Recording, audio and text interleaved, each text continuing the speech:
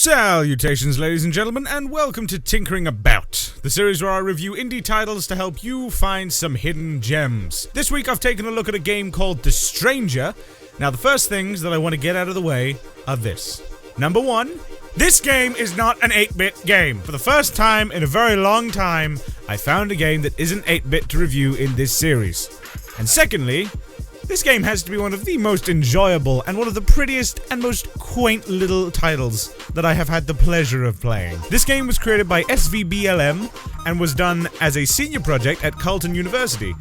The game features a very nice low poly art style which takes me back to the good old days of Wind Waker on the old GameCube. And the characters you meet in the game, they really do give you some terrific dialogue. When you start the game, you've already been given a taste of how different and interesting it will be because you're greeted by a talking totem-like individual who calls himself Headwall.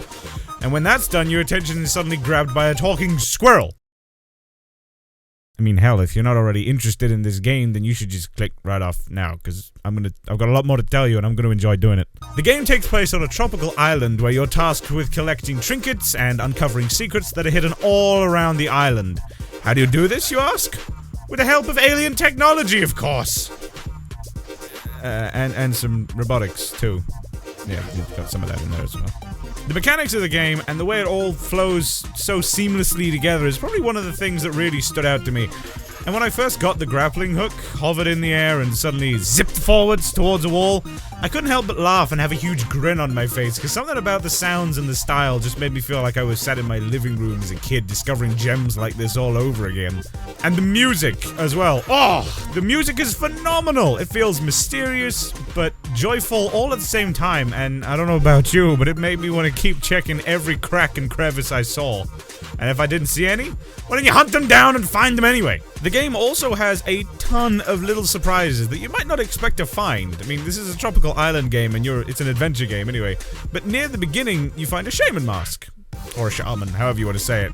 Alright, that's to be expected. I mean, you're on a tropical island with secrets. But then you find 2 crates of goods and a load of alcohol on the floor hidden in a secret cave which is right next to a stump where if you throw it, it explodes in a poof of bluey-green smoke. I mean, what more could you ask for? And if you ask for more, you're just greedy. Each character in the game also has such a unique style about them. Headwall is a serious guardian and protector of the island. The squirrel, who I don't believe ever gave me his name, is a member of a gang, which I'm pretty sure he made up just to get my attention. A bear who misses his old friend and is quite a somber being. A plant that thinks you should just stop running around and adventuring and instead sit down, enjoy yourself, make yourself comfortable and just relax. And a robot. Crushed under a boulder.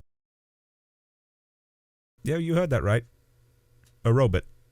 The game also has little runes on the floor, which they actually took me by surprise quite a bit, and the way it's animated is also pretty funky.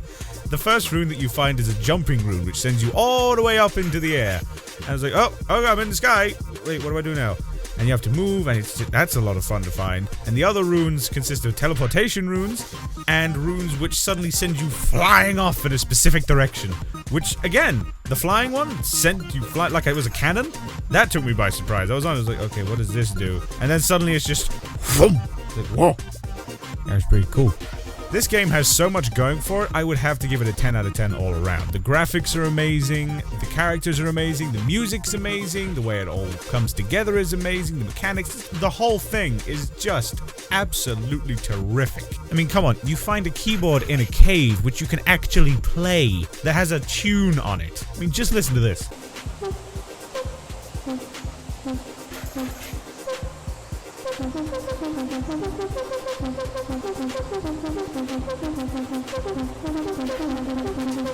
How is this game not brilliant? Before I end the video though, I would like you all to know that SVBLM has another game out and available called Infinideer, where you play as a deer trying to cross a busy highway, which you can get a link to in the description down below. That's all from me for now, ladies and gentlemen. I hope you enjoyed the video, and if you did, please leave a like, it really does help out the channel. And if you want to support the devs of this lovely game, you will find links to both their Twitter and the website down below, as well as a link to this game.